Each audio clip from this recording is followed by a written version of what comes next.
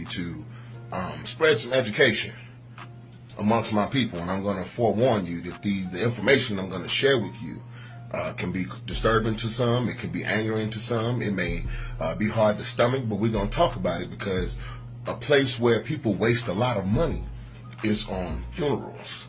I don't ever really jump when people holler funeral. And the reason for that is I spent a significant part of my life working as a family service counselor in a funeral home. I have seen every aspect of the funeral business. I know it like the back of my hand. Okay, from scraping up your brains off the street, putting them in a bag, taking you to the coroner. Once the coroner give me the call, I can come pick you up. I come pick you up, clean you up, call my man in to embalm you. I dress you up, put you in the casket, service. To the cemetery we go, burial, covered, flowers, hug your mama. That was my job. Now, let me tell you something. I was trained specifically to find out how much money you had to spend and to spend it all for you because I collected a 30% commission. So, if you had $20,000 funeral policy, insurance policy, it was my job to try to get you to spend $20,000. Okay? So if they taught me to do this, then I'm thinking they taught everybody to do the shit.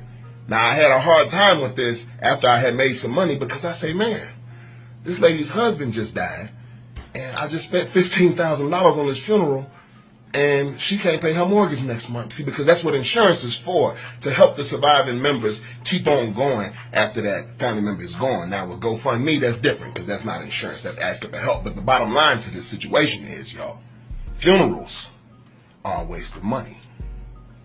Hear me and hear me well. There's no such thing as an airtight casket. I have put people in the ground. A year later, the family's moving to another state. They want to take that family member with them. I make it a point to tell them they cannot be present when we exhume the body. The reason for that is because that airtight casket that I sold you wasn't really airtight. And it's actually filled with water at this point. And your loved one is in there floating around in water, deceased as can be. Okay? Do we steal jewelry? No. The jewelry will be in there floating too, or if it done came off the bones. But it gets real fucked up underground. And I'm in Las Vegas, Nevada. We barely get any rain. So if caskets are filled with water in Nevada, then imagine how much water they got in Georgia or New Orleans. I'm telling you, funerals are a waste of money. Dead is dead. And you can do a decent homegoing if you know what you're doing and you're not dealing with shady people for $5,000 or less, depending on how overdramatic you're being. Because people in the funeral business are taught to take advantage of your emotions with a very, very plain look on our face, something like this. Yes, ma'am, I understand. It's going to be all right. Is that going to be credit or cash? I did this every goddamn day. I didn't care if it was your baby or your grandmama. My job was to get paid. So understand this. When you're dealing with funeral home people, okay? It's about that money. It's about that money. It's about that money. And these people collect 30% commissions off of your emotions.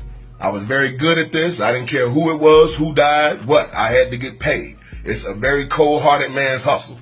You know what I'm saying? So just understand when somebody get to hollering and screaming about a funeral, tell them, don't spend all that goddamn money to put in a hole in the ground. And I'm done. You do what you want to do with that information. My family know what to do with me. Peace.